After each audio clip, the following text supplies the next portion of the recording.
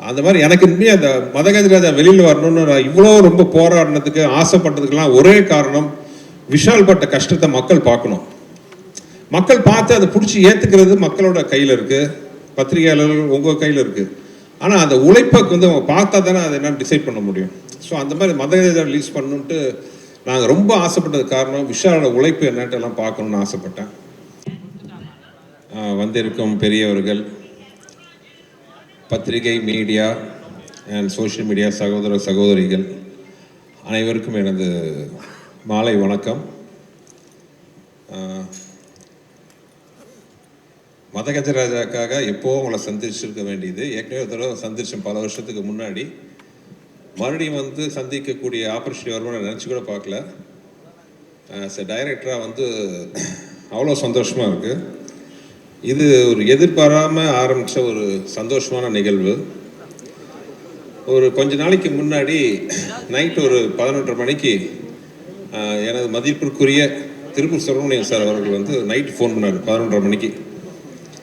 எனக்கு ஒரே ஆச்சரியமாக இருந்துச்சு. ஏன்னா அவரெல்லாம் வந்து சீக்கிரமாக தூங்க போகிறவர் 11:30 மணிக்கு 12 மணிக்கு ஃபோன் பண்ணுறாரு, என்ன எமர்ஜென்சின்னு பயந்துட்டு ஃபோன் எடுத்தேன். அப்போ அவர் சொன்னார், சுந்தர் இந்த மாதிரி இந்த மதகஜராஜா படத்துக்கு கூப்பிட்டாங்க, அவர் ப்ரொடியூசர் வந்து பார்க்கணுன்னு சொன்னார். சரி, கொஞ்சம் வருஷங்களுக்கு முன்னாடி எடுத்த படமாச்சா, எப்படி இருக்கும்ன்ட்டு ஒரு டவுட்டில் தான் போனேன். நான் பார்த்து வந்து ரொம்ப வியந்துட்டேன். படம் ரொம்ப நல்லா இருந்துச்சுன்ட்டு அந்த படத்தை பற்றி கிட்டத்தட்ட ஒரு 1/2 மணி நேரம் வந்து ரொம்ப ரசித்து சொன்னார். அதை கேட்கும்போது எனக்கு ரொம்ப சந்தோஷமாக இருந்துச்சு. ஏன்னா திருப்பூர் சுப்பிரமணியன் சார் வந்து கிட்டத்தட்ட 30 வருஷமாக நான் வந்து என்னோடய படங்களை வந்து அவர் வந்து ரிலீஸ் பண்ணிகிட்ருக்காரு. எந்த படமாக இருந்தாலும் அவர் அந்த படத்தோட வியாபாரத்தை பற்றி தான் சொல்லுவார். படம் இவ்வளோ கலெக்ஷனாக இருக்குது, நல்லா போயிருக்கு, ஆவரேஜாக போயிருக்கு மாதிரி தான் சொல்லுவார் ஒழிய எப்பவுமே அந்த படத்தை பற்றின விமர்சனம் ரைட் ஃப்ரம் முள்ளத்தெளித்தால் ஆரம்பித்து இந்த நிமிஷம் வரைக்கும் எந்த படத்தோட விமர்சனத்தையும் சொன்னதில்லை. அப்படிப்பட்ட ஒரு திரையுலக ஜாம்பவான்களில் ஒருத்தராக இருக்கிற அவர் வந்து இந்த படத்தை பற்றி அவ்வளோ வசதியாக சொல்லும்போது எனக்கு ரொம்ப சந்தோஷமாக இருந்துச்சு. அவர் என்ன சொன்னார்ன்ட்டு ரொம்ப ஓவராக சொல்லிக்கல. ஏன்னா அது பின்னாடி ஏதாச்சும் ஆச்சுன்னா நீங்கள் என்ன நக்கல் பண்ணுவீங்க, அதனால் அது சொல்லலை.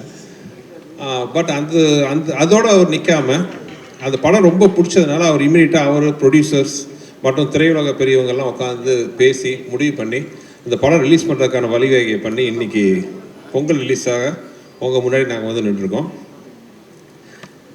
மதகஜராஜா எனக்கு ரொம்ப ஒரு ஸ்பெஷலான படம். ஏன்னா இந்த படத்தில் தான் வந்து எனக்கு வந்து என்னோடய உடன்பெறாத தம்பி அப்போ ஆரம்பித்த எங்கள் நட்பு உறவு வந்து இன்றைக்கி எங்கள் குடும்பத்தில் ஒருத்தராக வந்து தொடர்ந்துட்டுருக்கு. அது ஒரு சின்ன விதையாக ஆரம்பித்த ஒரு விஷயம். இந்த படம் ஆரம்பித்து இத்தனை வருஷம் ஆச்சுன்ட்டு நம்ப முடியல.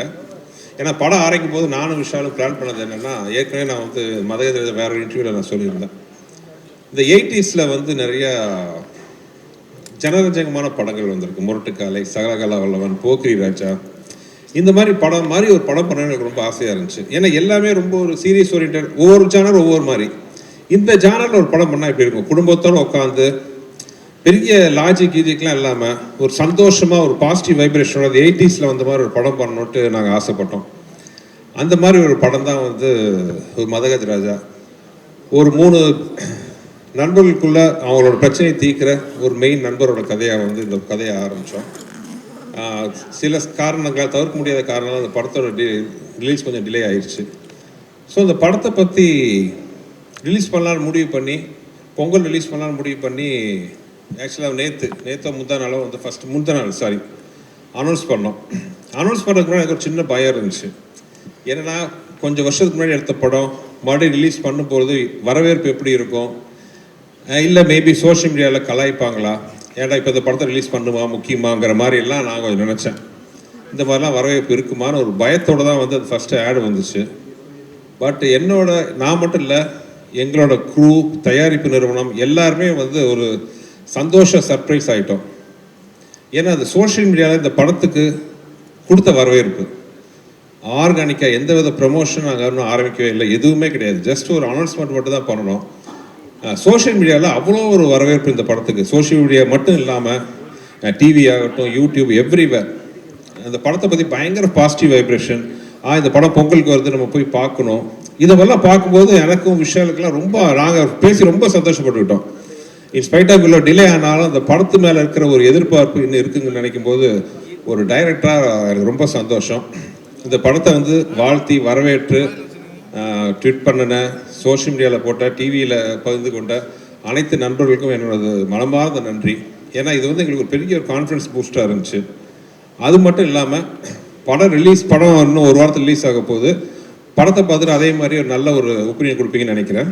ஆனால் அதே நிமிஷத்தில் இன்னொரு சொல்லிக்கிறேன், நாங்கள் யாருமே சொல்லாத விஷயத்துலாம் சொல்லலை. இது ஒரு நல்ல ஒரு என்டர்டெய்னர். பொங்கல் மாதிரி ஒரு ஃபெஸ்டிவல் காலத்தில், ஏன்னா அந்த படம் நாங்கள் ஆரம்பித்த போதே பொங்கல் ரிலீஸை மனசில் வச்சு தான் நாங்கள் ஆரம்பித்தோம். அந்த பொங்கலுக்கு மிஸ் ஆனது இந்த பொங்கலுக்கு வருது.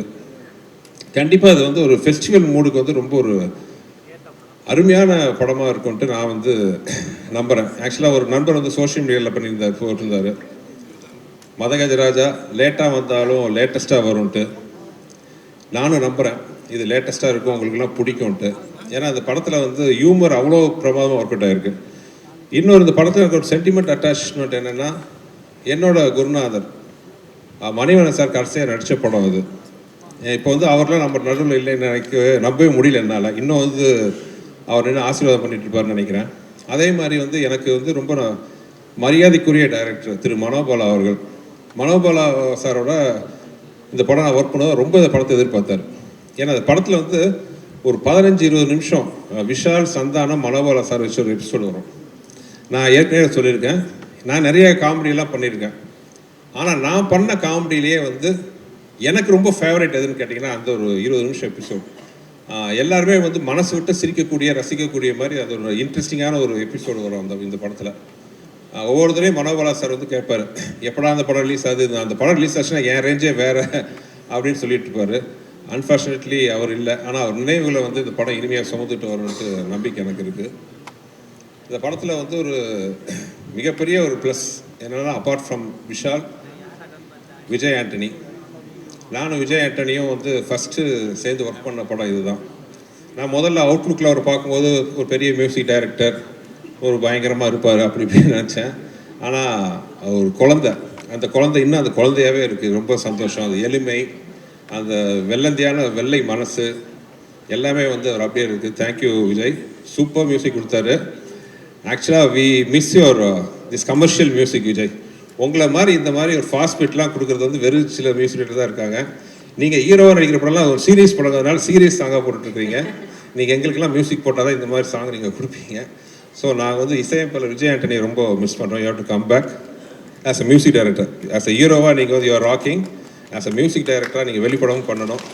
பாருங்கள் எவ்வளோ கிளாஸ் பண்ணுறீங்கன்ட்டு. உங்களுக்கு நிறைய ரசிகர்கள் இருக்கிறாங்க. ஸோ இந்த மாதிரி ஃபாஸ்ட் நம்பர், நீங்கள் சீரியஸ் ஹீரோ. ஸோ எங்களை மாதிரி படத்துக்கு இந்த மாதிரி சாங்கெல்லாம் போட்டு கொடுங்க. விஜய் ஆண்டனி பாட்டு மட்டும் இல்லை, நான் பண்ண படங்களில் எனக்கு மிக பிடிச்ச ரீரெக்கார்டிங்கும் இந்த படத்தில் இருக்குது. அவ்வளோ அருமையாக அந்த படத்துக்கு ஆர்ஆர் இருக்கும். ஸோ நீங்கள் அந்த படத்தை பார்த்தீங்கன்னா நீங்கள் அதை கண்டிப்பாக அதை என்ஜாய் பண்ணலாம். அப்புறம் இந்த படத்தில் என்னை விட அதிக கஷ்டப்பட்ட ஆத்மா யாருன்னா விஷால் தான். தெரியாதனமாக அவர்கிட்ட சொல்லிட்டேன், கிளைமாக்ஸ் வந்து ஒரு 8 பேக்ஸில் வரணுன்ட்டு. சரின்ட்டாரு. But due to some reasons வந்து அந்த 8 பேக்ஸ் ஷூட்டிங் தள்ளி போயிடுச்சு. கிட்டத்தட்ட ஒரு வருஷம். அந்த ஒரு வருஷம் அந்த 8 பேக்ஸை மெயின்டைன் பண்ணுறது சாதாரண விஷயம் கிடையாது. வெறும் பச்சை தண்ணியை குடிச்சிக்கிட்டு நாங்களாம் சாப்பிடும்போது சோத்தை எல்லாம் மோந்து பார்த்துக்கிட்டு அவ்வளோ கஷ்டப்பட்டார். இன்ஃபேக்ட் ஃபைட் சீக்வன்ஸ்லாம் நிறைய இடத்துல வந்து விளையாட்ட சொல்ல உயர பணையை வச்சு. ஆக்சுவலாக இந்த டைலரில் கூட ஒரு ஷாட் பார்த்துருப்பீங்க. அவர் மொட்டராஜ தலையில் உட்காந்து கீழே வால்ட் அடிக்கணும். அது சின்னதாக டைமிங் மிஸ் ஆகி கழுத்தில் லேண்ட் ஆச்சு. அதை பார்த்து எனக்கு கழுத்து அந்த டக்குன்னு சத்தமே கேட்டுச்சு. எனக்கு உயிரே போயிடுச்சு. ஐயோ என்ன ஆக போதோ, எதோ வருது மனசில். நல்ல வேலையை அப்போலோ பக்கத்துலேயே நாங்கள் ஷூட் பண்ணிட்டு இருந்தோம். இமீடியட்டாக அப்போலோ கூப்பிட்டு போனோன்னா அந்த டாக்டர் பார்த்துட்டு சொன்ன ஒரே வார்த்தை, பிகாஸ் இவர் ஃபிசிக்கலாக எக்ஸசைஸ்லாம் பண்ணி அவ்வளோ ஸ்ட்ராங்காக இருக்கிற ஒரே காரணத்தினால வந்து இதனால் எந்த வித பாதிப்பு இல்லைன்னு சொன்னார். ஆனால் அதை பற்றி இவர் கவலைப்படாமல் இமீடியட்டாக வந்து அடுத்த ஷாட்டுக்கு ரெடி ஆகிட்டார். ஸோ படத்தில் ஆக்ஷன்ஸ்லாம் ரொம்ப நல்லாயிருக்கும்.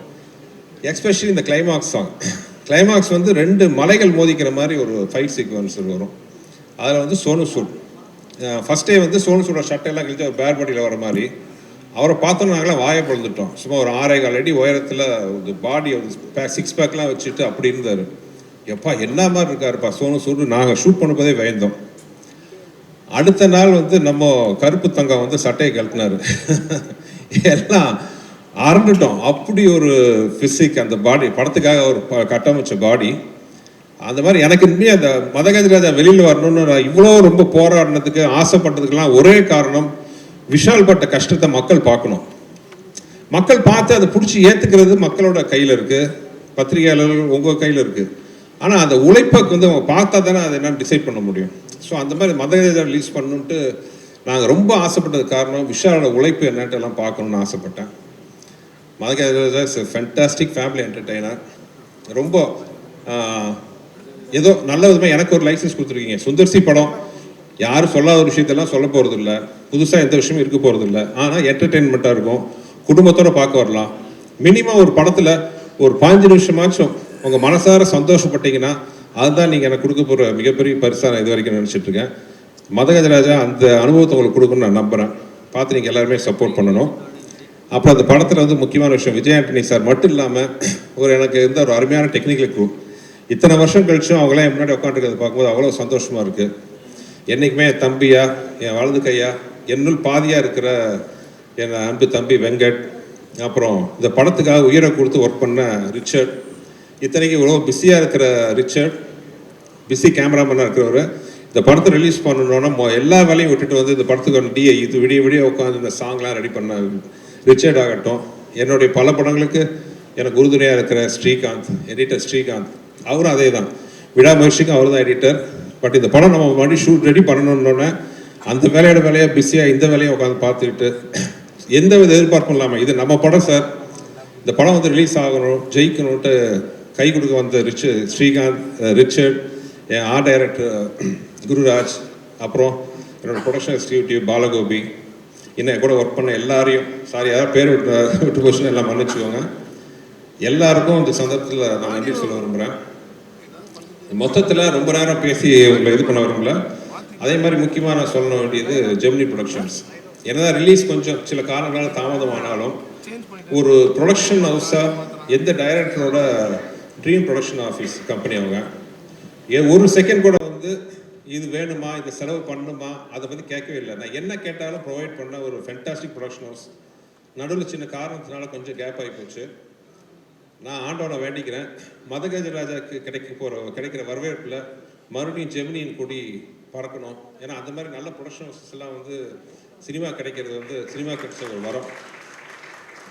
So we wish Gemini Productions coming back again in a big way, sir. You're already big, but as a production house, I want you to come back in a big way, Mr. Anand and Kiran sir. And thank you.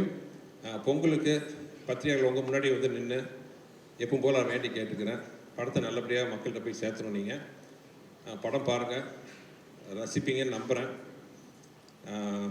வேறு என்ன சொல்கிறது, உங்களுக்கு எல்லாருக்கும் இந்த படத்தை பற்றி தெரியும். அப்புறம் எல்லாருக்கும் இந்த படத்தை ரிலீஸ் ரிசீவ் பண்ண, இந்த படத்தை ரிலீஸ் பண்ண போகிறோங்கிற செய்தியை கேட்டோம், நல்லபடியாக ரிசீவ் பண்ணி பாசிட்டிவாக நியூஸ் பண்ணினேன், ட்விட் போட்ட சோஷியல் மீடியா நண்பர்கள், மீடியா டிவி நண்பர்கள் அனைவருக்குமே எனது வணக்கம், எனது நன்றிகள். அப்புறம் என்னன்னைக்கு எனக்கு பெரிய சப்போர்ட்டாக இருக்கிற என்னோட லக்கி மாஸ்காட், என் ஒய்ஃபுக்கு நன்றி. திடீர்னு அரேஞ்ச் பண்ண ப்ரோக்ராம் சொன்ன உடனே வேறு எந்த ஃபங்க்ஷனுக்கும் அவ்வளோ சீக்கிரம் ஒத்துக்காத டிடி, எங்கள் மேலே இருக்கிற நட்பில் அன்போடு வந்ததுக்கு ரொம்ப நன்றி DD. You made our evening and thank you everybody. நன்றி. மறுபடியும் எல்லாத்தையும் சந்திக்கிறேன் சின்ன கேப்புக்கு அப்புறம். தேங்க்யூ.